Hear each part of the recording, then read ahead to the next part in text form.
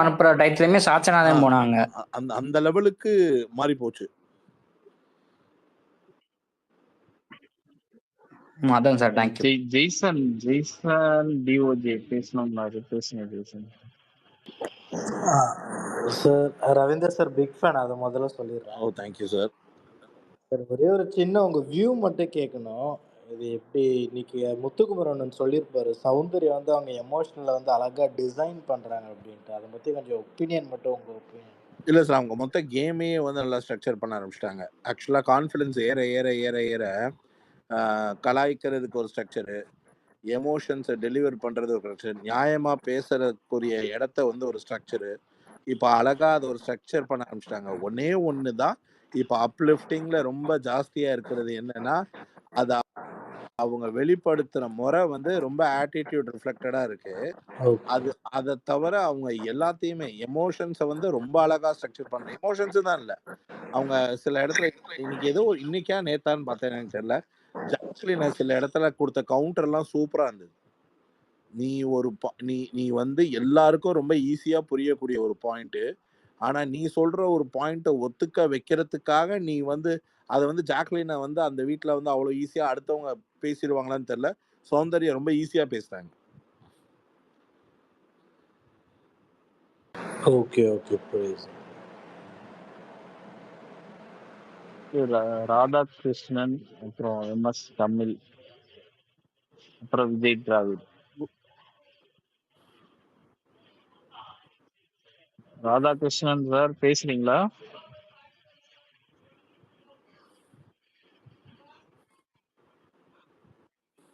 சரி விஜய் டிராவிட் நீங்க பேசுங்க. Hi bro. Hi bro. Ravindar sir சொல்லுங்க சார். நீங்க பேசுறது வச்சுக்காரன், நீங்க ஏன் ரூல்ஸ் மீறல? ஸ்டார்டிங்ல ஒரு வாரம் இருந்தீங்களா, அப்ப ரூல்ஸ் நீங்க மீறி இருக்கலாம்ல. இந்த பயலுகளை நம்பி 2வது வாரம்னு ஒண்ணு இருக்குன்னு நம்பி, சரி நான் தான் சொன்னேனே, நான் வெளியில வந்துட்டேன்றதுனால இனி என்ன ராஜ ரகசியம்னு நான் தான் உங்க ஸ்பேஸ்ல கூட சொன்னேனே. 2வது வாரம் என்னுடைய பிளானே என்னன்னா, பாய்ஸ்க்கு அகைன்ஸ்டா அந்த பவர் எடுத்து கொடுக்கறது தான், ரூல் மீறது தான் சுவாரஸ்யம்ன்றது எனக்கு ஃபர்ஸ்ட் வீக்கே. இவங்க ஒரு பேட்டர்ன் மைண்ட்ல செட் ஆயிடுச்சு சார். அதை பிரேக் பண்ணி யாராச்சும் ஒருத்தவங்க விளையாடும் பொழுது தான் பிக் பாஸ் வந்து அலோவ் பண்றாருன்றது. இல்லாட்டி இவங்க அதுக்கு பயந்தே பண்ண மாட்டேங்கிறாங்க. அது இவங்க திட்டிடுவாங்க, அவங்க சொல்லிடுவாங்க, இவங்க இது பண்ணுவாங்க. அதுவும் ஃபர்ஸ்ட் வீக்கா அதுல நிறைய மைண்ட் ஓடிட்டு இருந்தது. செகண்ட் வீக்லலாம் அதான் பிளான் நிறைய இருந்தது சார். அந்த ரூல் மீறது வந்து என்னையெல்லாம் கேட்டிங்கன்னா, இப்போ எனக்கு ஒரு வாட்டருக்கு ஒரு டாஸ்க் கொடுக்குறாங்க. வாட்டர் வந்து கொடுத்தா அதுக்கு டாஸ்க் கொடுக்கணும்னு சொல்றாங்க. எனக்கு டாஸ்க் கொடுக்கறதுலாம் பெரிய ஒப்பீனியன்லாம் இல்லை. அது வந்து 106 நாளுக்கு எப்படி இருக்கும்னு என்னால் ஒரு மைண்ட் ரீட் பண்ண முடியும். சும்மா எல்லா நேரமும் அது வந்து ரொம்ப ஃபன் ஃப்ரீக்காக இருக்கக்கூடாது. அந்த டாஸ்கோட விதிமீறலில் வைக்கக்கூடிய செக்மேட்டு வந்து ரொம்ப இன்ட்ரெஸ்டிங்காக மாற்றணும், அவ்வளோதான் நம்மளோடது. ஸோ ரூல்ஸை மீறது தான் பிளானு. அது சரியான நேரத்தில் பண்ணணும். அது சரியான நேரத்தில் பண்ணாதான் அது சூப்பராக இருக்கும். அது ஒரு முக்கியமான நேரத்தில் பண்ணால் இன்னும் இன்ட்ரெஸ்டிங்காக இருக்கும். சார் இது கமல்ஹாசன் சொல்லலாம், எப்படின்னா அவர் ரூல்ஸ் மீறினா எல்லாத்துக்கும் அட்வைஸ் பண்ணிட்டு போவோம் அடிக்கடி, ஏன் ரூல்ஸ் மீறி சொல்லிட்டு. அதுக்காக இந்த விஷயத்துல வந்து நாமளா விஜய் எதுவுமே கேட்கவே இல்லை. எந்த ஒரு ரூல்ஸுமே அவர் அதிகமா கேட்கல. ஸ்டார்டிங் மட்டும் தான் கேட்டாங்க. பொதுவா ஒரு ரூல்ஸ் வந்து போன சீசன் வரைக்கும் நிறைய நீங்க பாத்திருப்பீங்க. அது இது வரைக்கும் நடக்காத ஒரு ரூல்ஸ் மீறு. அது பாத்தீங்கன்னா நடக்கல. அதுலயே நீங்க தெரிஞ்சுக்கலாம் இவனுங்க வந்து என்ன பயத்துல உட்காந்துருக்காங்கன்னு. என்னன்னா, பொதுவா மீற ஒரே ரூல்ஸ், மைக்கை மறைச்சு வச்சு பேசுவாங்க.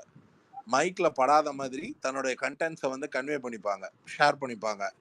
மைக்கை தூரக்க வச்சுக்கிட்டு ரொம்ப ஹஸ்கி வாய்ஸ்ல யாருக்கும் தெரியாத மாதிரி பேசுவாங்க. அது பாத்தீங்கன்னா இந்த சீசன்ல அது மாதிரி ரூல்ஸை மீறுறது வந்து ரொம்ப கம்மி, ரொம்ப ரொம்ப ரொம்ப ரொம்ப ரொம்ப கம்மி ஆக்சுவலா.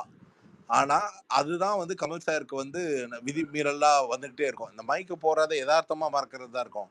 இங்க வந்து இந்த தூங்குறது, விதி மீறுறது, அந்த மைக்கை சரியா மாட்டாதது, இதெல்லாம் வந்து தான் ஒரு பெரிய ரூல்ஸ் பிரேக்கர். நான் சொல்றது ரூல் பிரேக்குன்றது என்னன்னா, இப்போ நீங்க ஒன்று சொல்லுவீங்கல்ல, ஸ்டோர் ரூமுக்கு வரணும்னா இதை பண்ணிட்டு வரணும், கிச்சனுக்குள்ள வரணும்னா இதை பண்ணிட்டு வரணும் அப்படின்னு. இதை பண்ணிட்டு வரல இப்போ நீங்க போய் கேட்கல, வரல என்ன பண்ண முடியும்? ஒன்றும் பண்ண முடியாது அப்படின்னா, அவங்க ஒன்றும் பண்ண முடியாதுன்னு சொன்ன உடனே ஒரு ஈகோ ட்ரிப் ஆகும்.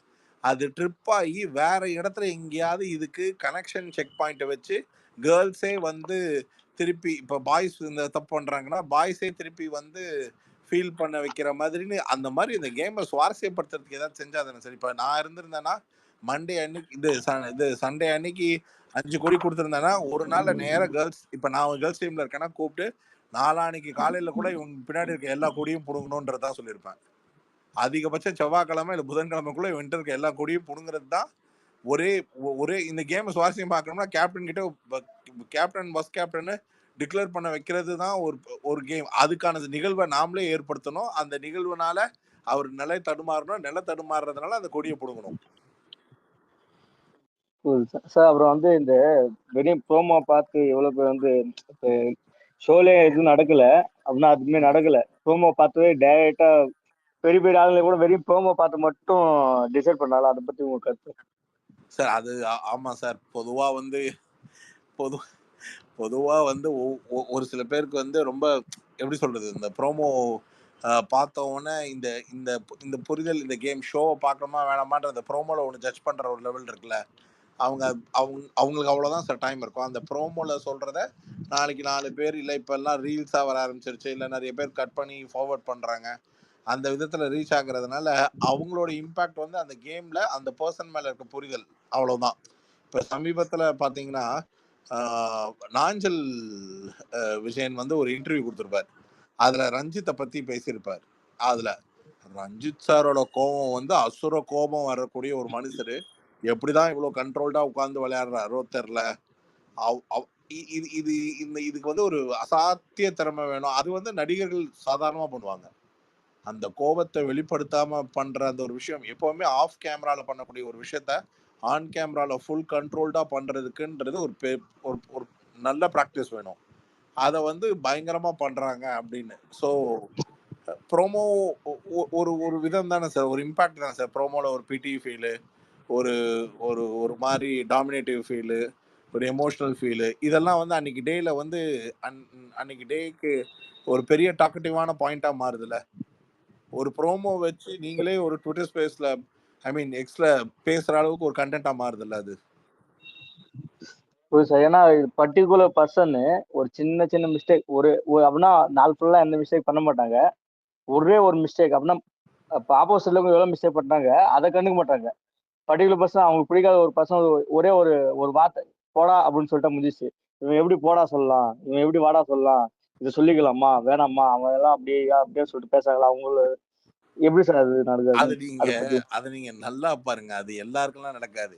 யாருக்கு நல்ல எப்படி சொல்றது வெளிச்சம் இருக்கோ, யார் மேல அதிக ஒளி இருக்கோ, அதாவது அவங்க பிரைட் ஆகிட்டே வராங்களோ அவங்கள மாதிரி ஆட்கள் பேசினாதான் கன்சர்ன். எங்க நீங்க வந்து பவித்ரா வந்து ஒருத்தங்களை போடான்னு சொல்லிட்டு கண்டென்ட்டா வச்சு ஒரு நாள் ப்ரோமோ போட சொல்லுங்க, அதுக்கு வேல்யூவே இருக்காது. ரொம்ப லைட்டரா இருக்கக்கூடிய சத்யா ஏதோ ஒரு வார்த்தையை விட்டுட்டாங்க. யார் மேல அதிக ஃபோக்கஸ் இருக்கோ அவங்க பேசுறதுனாலதான் அதோட பிரைட்னஸ் பயங்கரமா இருக்கும். மத்தவங்கள பெருசால ப்ரொஜெக்ட் ஆகாது. இல்ல அவரு என்ன இஷ்யூ கேக்குறாருன்னா, நேற்று முத்துக்குமரன் வந்து அந்த எச்சக்கையில வந்து சாப்பாடு எடுத்து கொடுக்குறாருன்னு ஒரு ப்ரோமோ வந்துச்சு இல்லைங்களா, அதை பத்தி கேக்குறாரு. அது முத்துக்குமரன்னா எல்லாம் தப்பா உடனே பேச ஆரம்பிச்சிட்டாங்க. ஆனா அவர் பண்ணது தப்பு இல்லைன்ற மாதிரி. அதேதான் இப்ப நீங்க சொன்னதான் முத்துக்குமரனுடைய எல்லா செயல்களும் விமர்சிக்கப்படுற இடத்துல முத்துக்குமரன் வந்துட்டாரு. அதனால முத்துக்குமரனுடைய எல்லா செயல்களும் வந்து விமர்சனத்துக்குள்ளாகும். அது சரி தவறுன்றது 2வது பட்சம். ஆனா அந்த விமர்சனம் இவ்வளவு டைட்டிலே வின் பண்ணக்கூடிய கெப்பாசிட்டி இருக்குன்ற டாக் எப்போ வந்துச்சோ அப்ப முத்துக்குமரனோட மேல விழுகிற விமர்சனம், சௌந்தர்யா, ஜாக்லின் இவங்க மேல விழுகிற விமர்சனத்துக்குலாம் இவங்க ரெடி ஆகணும். வேற வழியே கிடையாது. ஆனா அது அந்த இஷ்யூல சார் அது வந்து நடந்திருக்கும். இவங்க வந்து கேட்பாங்க, நீ வந்து உன் தட்டுல இருந்து எடுத்து வச்சனாலுமே எனக்கு சொல்லிடு, நான் சாப்பிட்றேன்னு இருப்பாங்க. ஆனா அதை அவர் சமாளிச்சது வந்து தப்பு தானே சார்? ஆக்சுவலா வந்து எப்படி சொல்றது, எதுக்காக அப்படி சமாளிக்கணும்ன்ற அவசியம் இல்லை. அவ்வளவு இன்டாப்டா சமாளிக்கணும்ன்ற அவசியம் இல்லைன்றது தான் என்னுடைய பாயிண்ட்டும். பட் அது தேவையில்லாதது. அதான் சொல்றேன், சின்ன சின்ன தவறுகள் ஒரு பெர்ஸ்பெக்டிவ பார்த்து செய்யும். சாம் ப்ரோ, நான் ஏன் இதை சொல்றேன்னா, இது டோட்டல் டாபிக் கிட்டத்தட்ட 1 மணி நேரம் 2 மணி நேரம் இதை பத்தி மட்டுமே போயிடுச்சு. ஏன்னா இது ஒரு ரொம்ப குட்டி விஷயம். இது வந்து இவ்வளவு பெருசாக்கி அவனுக்கு இப்படி இல்லையா அப்படி இல்லையா சொல்ற அளவுக்கு ரொம்ப ஏன்னா நீங்க ஒரு ஆள் சைன்ட்னு நினைக்கிறேன், மீது எல்லாரும் அவ்வளவு பெருசா ரெக்கார்டிங் ஸ்பேஸ்ல நான் கேட்டிருந்தேன். அதனாலதான் நீங்க ஸ்பேஸ் போட்டோ வந்து உங்ககிட்ட பேசலாம் பார்த்தேன். இது ரொம்ப பெருசாக்கிட்டாங்க ப்ரோ. அப்படின்னா அந்த முத்துக்குமார் வந்து எதுக்காகனா அந்த சிவா வந்து அர்ச்சிதா போர்ஷன் சிவா சாப்பிட்டான், ஓகேவா? அதை மறைக்கிறதுக்காக அவன் அது மாதிரி சொல்லியிருந்தான். அதை வந்து அதை வந்து ஒரே ஒரு ஆள் கூட ஸ்பேஸ்ல வந்து சொல்லவே இல்லை. ஏன்னா இது நைட்டு 12:30 மணிக்கோ இல்லை 1 மணிக்கோ நடந்த கான்வர்சேஷன். அதை பத்தி ஒரு ஆளு கூட பேசவே இல்லை. அதுதான் சொல்றேன் ப்ரோ. சரி, நான் உங்ககிட்ட கேட்கறேன், பேசல யார் அதனால முத்துக்குமரனுக்கு ஏதாவது வேல்யூ குறைஞ்சிருத்தா இல்ல ஏதாவது? நீங்க இவ்வளவு எமோஷனல் ஆகிடுறீங்களே, அதனால முத்துக்குமரனோட எந்த ஒரு ஸ்ட்ரென்த் அண்ட் வீக்னஸ் அதனால மாற போறது இல்லையே. நீங்க ஒருத்தங்க நம்ம இதுல என்ன ஆகிடுதுன்னு கேளுங்க. ஆக்சுவலா என்னன்னா, நீங்க ரொம்ப இவ்வளவு தாக்கத்தை மேல வச்சுட்டீங்கன்னு வச்சுக்கோங்களேன். நீங்க ஐயோ இப்படி ஒரு செயலுக்கு ஒரு நல்லதை பத்தி யாருமே பேசல, இந்த ஒரு சின்னதை மட்டும் புடிச்சுக்கிறாங்களே அப்படின்னா, நீங்க வந்து பெரிய பெரிய உச்ச நட்சத்திரங்களை பாருங்க, அவங்க செய்யற பல நல்லது தெரியாது, விடுற ஒரு வார்த்தையை தான் புடிச்சுப்பாங்க அவங்களது. அது மாதிரி 1-2 திருஷ்டி தேவைதானே நம்ம ஆளுக்கு, அப்படின்னு நீங்க எடுத்துக்கோங்க. அப்படி நினைச்சிட்டீங்கனாலே ஒரு பெரிய மேட்டரே கிடையாது. ஒரு 2 திருஷ்டி இருந்து தான் போகுது, ஒரு 10 பேர் திட்டிட்டு தான் போட்டுமே. ரவிசா எதுக்கு இது சொல்றேன்னா, இது வந்து இல்ல நாமளே ஓகேதான். ஆனா ரெண்டாவது வந்து அவங்க பேசுறதுமே அவங்கள ஒரு ஒப்பீனியன் வைக்கிறாங்க. விஜய் டிராவிட் ஒரு ட்வீட்லயோ இதுலயோ அவங்களோட ஒப்பீனியன் வந்து போடுறாங்க. அது போடுறதுனால முத்துக்குமரனுடைய ஓட்டு குறைய போறது இல்ல. அதான் சார் ப்ரோ, நான் ஏன் அது சொல்றேன்னா, இது பேசுறதே நம்ம அப்படின்னா நம்ம பெருசா மதியம் இல்ல, அவங்க பேசும்போது தான் எனக்கு இதுவாகுது. ஏன்னா அவங்க நியூட்ரல் ஆடியன்ஸா இருக்காங்க. நியூட்ரல் ஆடியன்ஸா இருந்தபோது அவங்க வந்து சின்ன விஷயம் டீகோட் பண்றாங்கல்ல, அதை சொல்ல வரேன். ஏன்னா அவங்களே புரிஞ்சு போயிடலாம். ஒரு சின்ன எக்ஸாம்பிள் சொல்றேன். Ravi sir last time review பண்ணும்போது லாஸ்ட்ல அர்ச்சனாக்கு வந்து நான் சார் அது சொல்லாம வேணாமான்னு தெரியல, உங்க பதில் சொல்றேன். ஒரு ட்விஸ்ட் ஒண்ணு பண்ணிருப்பாரு. அந்த ட்விஸ்ட் பண்ணதுல அர்ச்சனாக்கு ஓட்டு கூடுச்சு. புரியுதுங்களா? புரியுது. நீங்க அதை வந்து நீங்க இன்ஸ்டன்டா நீங்க வந்து அது ஒரு ரியாக்ஷன் பண்ணிடுறீங்க. நாளைக்கு அது உங்க ரியாக்ஷன் தப்பா போய் முடியுமே தவிர நோக்கம் தப்பா போய் முடியாது. அதனால புரிஞ்சுக்கோங்க. அதனாலதான் சாம்போ நீங்களே பாக்குறீங்க. ஏன்னா இதுல வாக்குவாதம் தத்து கூட நம்ம தாத்தா மாரி இமாத் ப்ரோ எல்லாம் வாக்குவாதம் அவங்களே சரி ஓகே விடுங்க இப்ப என்ன சொல்லிட்டு போயிடலாம். ரொம்ப முக்கியத்துவம் தர மாதிரி இருக்குது. ஏன்னா இது ஒரு சின்ன விஷயம், ரொம்ப குட்டி டாபிக். அது வந்து அவ்வளவு லெங்தா 1 மணி நேரம் 2 மணி நேரம் பேச போச்சு. கண்டென்ட்டே குட்டியா தான் ப்ரோ வருது. அதனாலதான் அதுதான் ப்ரோ அது குட்டி. நானு எனக்கு எப்படி தோணுனா, இப்ப நான் எப்படி இந்த பிக் பாஸ் ஷோ பாக்குறது ஒண்ணும் புரியல. எந்த வகையில பார்த்தா கேட்டா இந்த அளவுக்கு எனக்கு மனசுல தோண ஜஸ்ட் என்டர்டைன்மெண்டா பாருங்க ப்ரோ, ரொம்ப சீரியஸா தான் பாக்குறீங்க. ஏன்னா நம்ம ஸ்பேஸ்ல வந்துட்டாவே இப்ப சண்டை போடுற ஆளுங்க எல்லாம் வரவங்க எல்லாம் என்னடா இந்த இதுவெல்லாம் எடுத்து இப்ப என்ன எச்சி சோறு அது இதுன்னு என்னென்னமோ சொல்ல ஆரம்பிச்சிட்டான் அவங்க பாட்டுன்னு. இது எப்படி போச்சுன்னா ஒரு மாதிரி எனக்கு. ஏன்னா இப்ப நானே நம்மள நினைக்கவே ஆச்சு, ஏன்னா நம்ம வந்து இப்படி பண்ணும்போது அப்ப நம்மளும் எச்சி சோறு சாப்பிடுறோமா இல்ல நம்மளும் எச்சி சோறு சாப்பிடக்கூடாதா அப்படின்ற ஒரு அது ஒரு தப்பு பண்ணிடுறீங்க. ஆக்சுவலா என்னன்னா இது பெரிய பிளண்டர் மிஸ்டேக் பண்ணது வந்து கமல் சார் பண்ணிட்டாரு. இது சொசைட்டியோட கனெக்ட் பண்ணி பார்த்தாரு. இது வந்து ஷோ வந்து கொஞ்சம் நாள் மாற சொசைட்டியோட எந்த விதத்துலயும் கனெக்ட் ஆகாம தான் போகுது. அது ஒரு கேம் ஷோவா இப்ப நடக்குது இல்ல நடக்குறது அப்படிதான். இப்ப நம்ம ஸ்பேஸ்ல முக்காவாசி அப்படிதான் இப்ப ஜெண்டர் பேசிஸா பேசுறாங்க. ஏன்னா இது என்னோட ஒரு தனிப்பட்ட ஆதங்கம் ஸ்பேஸ்ல நடக்குது. இது இந்த ஸ்பேஸ்ல பொதுவா சொல்ல போனா உள்ள ஒரு ஒரு ஒரு ரூம்ல அடிச்சு வச்சுக்காங்க, ஜெயில அடிச்சு வச்சுக்காங்க. அந்த 16 பேர் 15 பேர் பண்றது அவங்களே பண்றாங்க, அவங்களே சமாதானம் ஆயிடுறாங்க. ஆனா இங்க வெளியே நம்ம அடிச்சுன்னு மோதுறோம். எதுக்கு அவன் அப்படி பண்ணா, எதுக்கு அப்படி பண்ணா, எதுக்கு இவங்க இப்படி பண்றாங்க, ஏன் அப்படி பண்ணா சொல்லி நம்ம அடிச்சுன்னு மோதுறோம். ஏன்னா நமக்குள்ளே நம்ம மனசாமாயி நமக்குள்ளே ஒரு வாக்குவாதம் வந்து என்னென்னமோ போயிடுது. என்னோட பாயிண்ட் ஆஃப் வியூ என்னன்னா, எதுக்காக நம்ம அடிச்சுக்கிறோம், அதான் மெயின். அதுதான் நீங்க இன்னொருத்தவங்க பேசும்போது அது ரொம்ப பெரிய விஷயமா ரியாக்ஷன் பண்ணாம இருந்தாலே அந்த பிரச்சனை வராது. அது ஒரு 106 நாள்ல ஓவர் ஆயிடும். அதுக்கப்புறம் ஒரு பிரச்சனையும் இல்லை. சார் சொல்லுங்க சார். ஆக்சுவலா உங்களுக்கு தெரிஞ்ச ஒரு உலக அழகிய சொல்லுங்களேன். எனக்கு தெரிஞ்ச உலக அழகி எங்க அம்மா தான் சார். சரி ஓகே, உங்க ஃபேமிலில இல்லாம சொல்லிடுங்களேன். எனக்கு ஃபேமிலில இல்லாம யார் சொல்லலாம், சமந்தா சொல்லலாம் சார். உலக அழகி சமந்தாவா? ஆமா அப்படி உங்களுக்கு சொல்லுங்க. இந்த உலக அழகின்னு டைட்டில் கொடுத்தவங்கள யாரையாச்சும் சொல்லுங்களேன். டைட்டில் கொடுத்தவங்க இப்ப எக்ஸாம்பிள் உங்களே வச்சுக்கலாம் சார். ரவி சார் சொன்னாங்க சார் உலக அழகி சார். நீ என்னைய அந்த லிஸ்ட்ல சேர்க்காதீங்க. உலக அழகி உலக அழகி இல்ல சார், தெரியல சார், ஆன்சர் தெரியல, அதுதான் சொல்றேன். இல்ல ஓகே. ஐஸ்வர்யா ராயின்னு ஒரு உலக அழகின்னு ஒருத்தங்க இருந்தாங்க தெரியுமா? தெரியும் சார், தெரியும். சரி, இந்த கேள்வி நான் உங்ககிட்ட, ஏன்னா இந்த ஐஸ்வர்யா ராய் உலக அழகின்றதுக்கு சொல்றதுக்கே நான் இதுக்கப்புறம் நான் இன்னும் ஒரு 4 மேட்டர் சொல்ல வேண்டியது வரும். நான் ஸ்ட்ரெயிட்டா ஒரு கண்டென்ட் மாதிரி சொல்றேன். இந்த ஷோவை இப்ப நீங்க ஒரு விதமா பாக்குறீங்க பாத்தீங்களா? இப்ப அது யாரோ அழகா சொன்னாங்க, கமலஹாசன் சார் பண்ண வேலை இது சொசைட்டியோட கனெக்ட் பண்ணி விட்டாருன்னு. அது மாதிரி இது வந்து ஒரு வணிகம் பாஸ். ஒரு பிக் பாஸ் ஆரம்பிச்சதுன்னா ஒரு பிக் பாஸுக்கு ஏகப்பட்ட வழியில வருமானம் வரும்.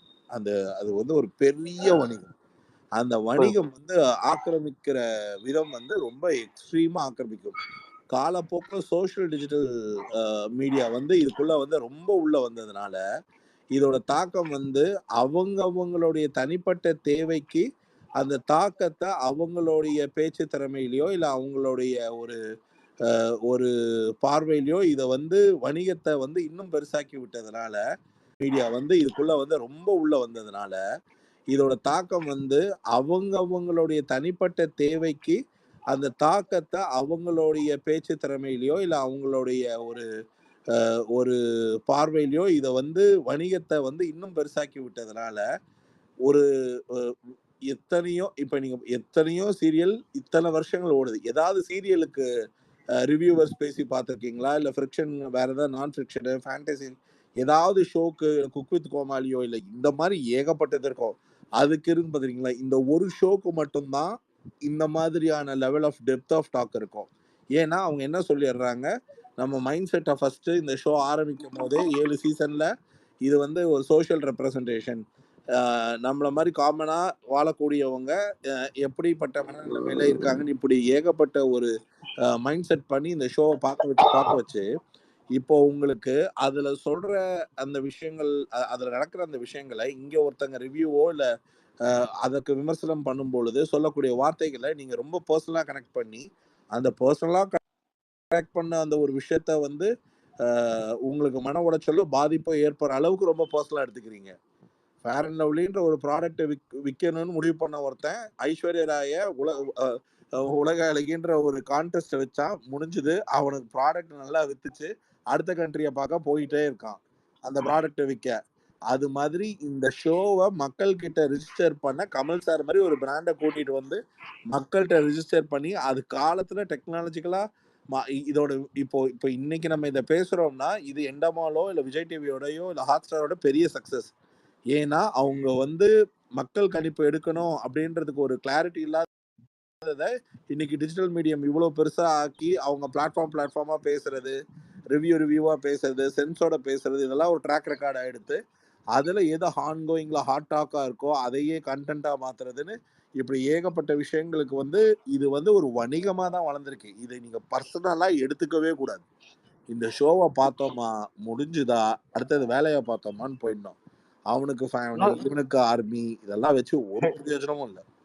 சார் இன்னொன்னு, விஜய் சேதுபதி வந்து திட்டுறாங்க இப்ப எல்லாரும். ஏன்னு கேட்டா, இப்ப வந்து அவர் வந்து ஒரு ஷோ பண்றாரு, அங்க வந்து ஸ்கிரிப்ட் தராங்க. அந்த ஸ்கிரிப்ட் பத்தி தான் அவர் அந்த ஸ்கிரிப்டை எப்படி எடுத்து அந்த கண்டஸ்ட் தர்றதுன்றது தான் அவர் பொறுப்பு. ஏன்னா எக்ஸ்ட்ரா ஆட் ஆன் பண்ணி அவர் எதுவுமே கேட்க முடியாது. இப்ப எக்ஸ்ட்ரா ஆட் ஆன் எதுன்னா மக்கள் கிட்ட அங்க உட்காந்து மக்கள் கிட்ட கேட்கறது அது மட்டும் தான் இப்ப புதுசா இருக்குது. ஷோவும் புதுசா ஆளும் புதுசுன்றது அது மட்டும் தான் புதுசு.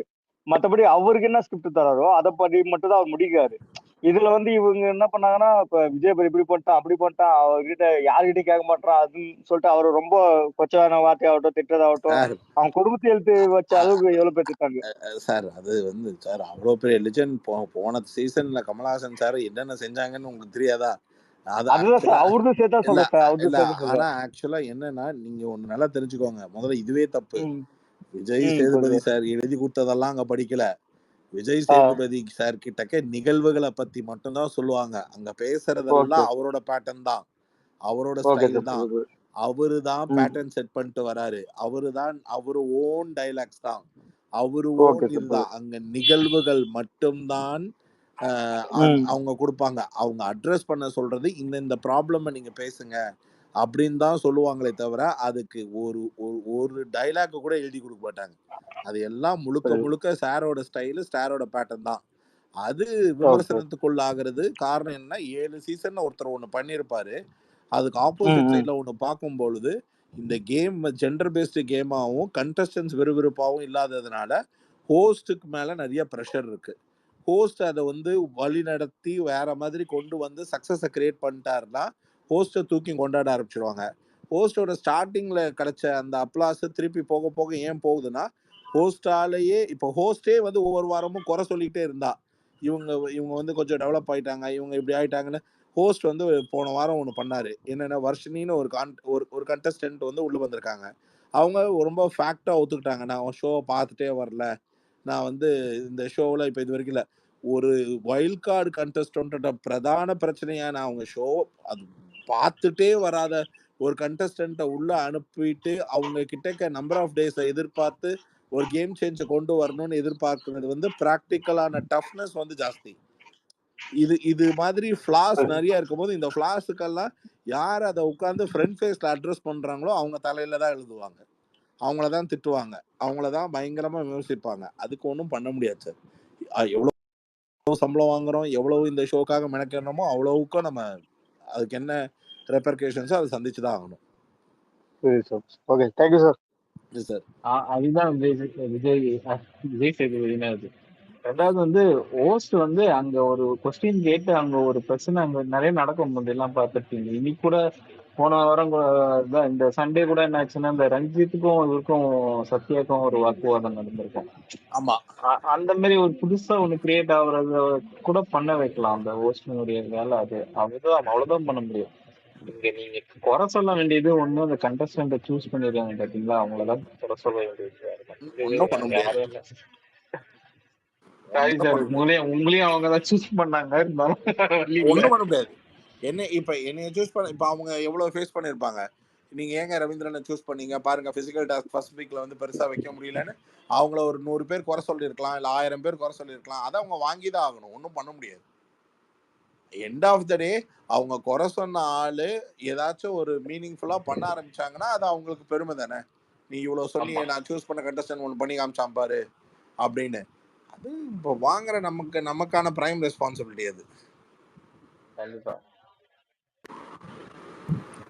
சார். இப்போ கேப்டனுக்கு ஒரு கேப் கொடுத்து 5 ரிப்பன்லாம் தந்திருக்காங்கல்ல, ரிப்பன் ஸ்டெப்ஸ் 5 கொடுக்காமலே இருக்கலாமே சார். ஏன்னா அந்த ரிப்பன் அவுக்க வைக்கிற அளவுக்கு ஒரு ப்ராப்ளம் வரும்னா ஒரு நாளைக்கு 1 வரதே பெருசு. மேக்சிமம் 5னா பிக் பாஸ் வீட்ல கண்டென்ட் இருக்க போறதே 5 நாள் தான். ஸோ அப்படி பார்த்தா மாறவே மாறாது சார். இது வந்து கலட்டியே ஆகணும்ன்றது கட்டாயம் கிடையாது.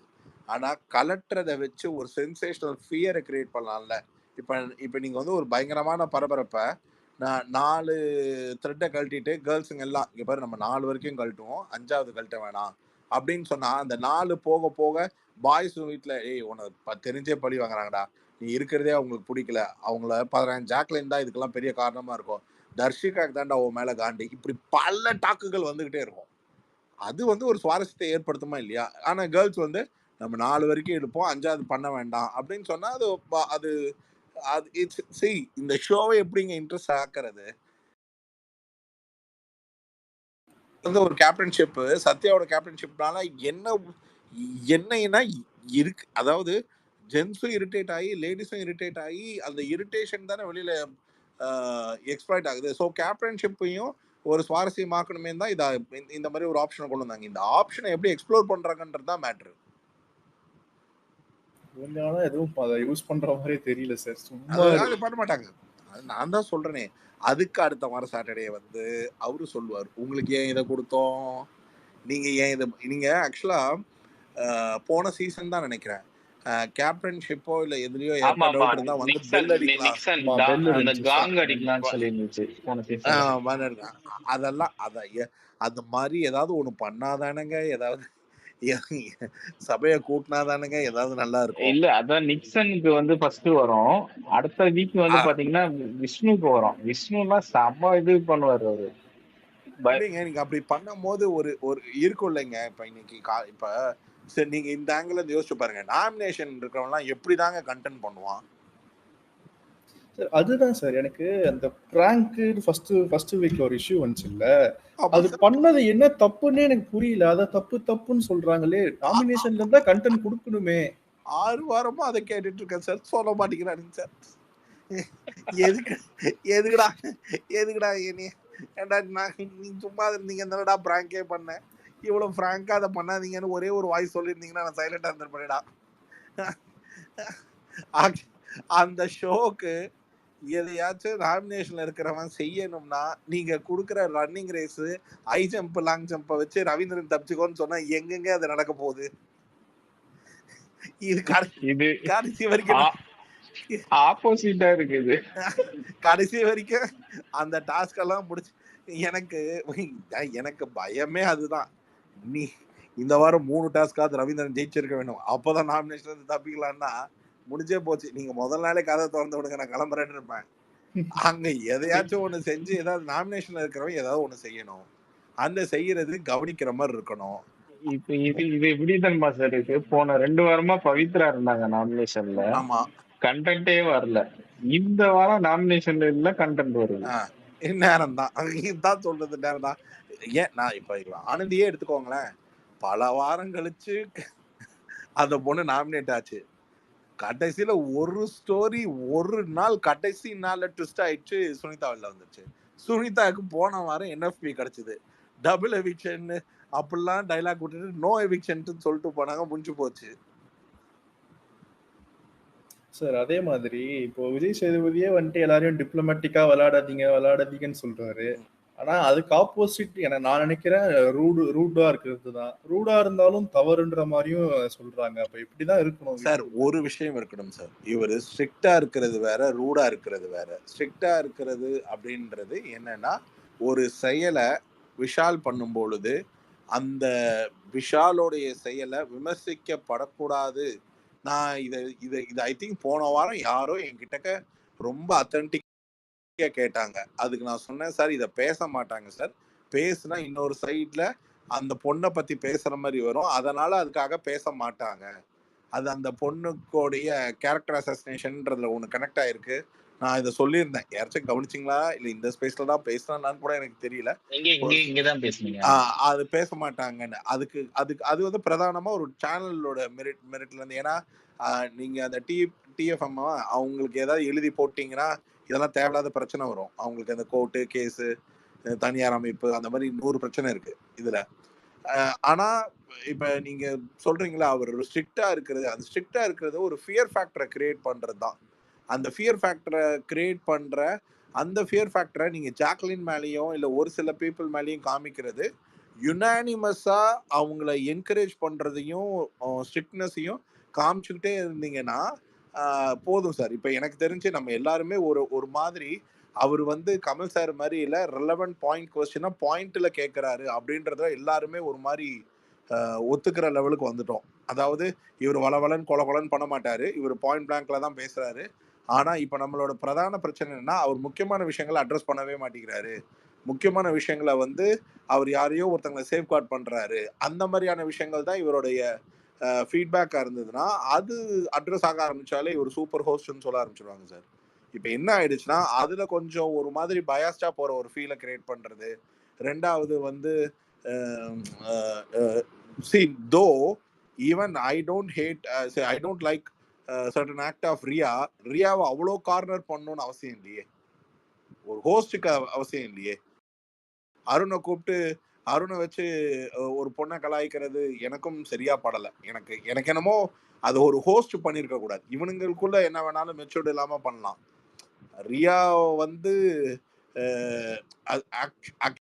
அந்த இடத்துல இருந்து ஒன்று யோசிச்சு பார்த்தீங்கன்னா அது ரொம்ப தப்பா இருக்கும். அந்த இடத்துல வச்சு அருண் வந்து ரியாவை இமிட்டேட் பண்ணி காமிக்கிற அந்த ஒரு விதம் வந்து அவங்களோட பாடி லாங்குவேஜ் நமக்கு இரிட்டேட்டா இருந்திருக்கலாம். அது யாரை திருப்திப்படுத்துறதுக்காக பண்றோம் அப்படின்றது ஒண்ணு இருக்கு. அது திருப்திப்படுத்துற அந்த ஒரு விஷயம் வந்து இட்ஸ் லைக் இதை வந்து சௌந்தர்யா தப்பு பண்ணிட்டு இருக்கிற இல்ல சௌந்தர்யா விதி மீறும் பொழுது சௌந்தர்யா கிட்ட இவர் ஒரு தடவையாவது பண்ணிருக்கலாமே. அவர் எவ்வளவு கரெக்டா அந்த இடத்துல வந்து எவ்வளவு சைலண்டா இருக்காரு, அது மாதிரி எதுவுமே பண்ணாம. Sir, I had a great time talking to you. Thanks. Thank you sir. Sir ஒரு கொஸ்டின். ஹலோ அந்த அருணோட காஸ்டியூம் ஒரு 10 நிமிஷமா பேசியிருப்பாரு. Hello, can I ask a question to Ravinder sir? ஹலோ Hello. Hello. Proceed Sir. Sanjay ask. Yeah. Sir நேத்து நான் live பார்த்துட்டு இருக்கக்குள்ள ஒரு திங் என்ன ரொம்ப ரொம்ப டிஸ்டர்ப் பண்ணுச்சு. என்னன்னா முத்துக்குமரன் சௌந்தர்யாவுக்கு ஒரு டாஸ்க் தாராது. என்ன டாஸ்க்னா நீ கோழி மாதிரி முட்டை போடு அப்படின்னு சொல்லி ஒரு வல்காட்டின் உச்சத்தின் ஒரு டாஸ்க் தாராது சௌந்தர்யாவுக்கு. அப்புறம் என்ன தாராதுன்னா சொல்றாதுன்னா நீ கோழி மாதிரி முட்டை போடுறது இல்லாமல் பெரிய கோழி மாதிரி முட்டை போடு, நீ முட்டை வாத வரைக்கும் நான் பிடிச்சிட்டு இருக்கேன்னு சொல்றாரு.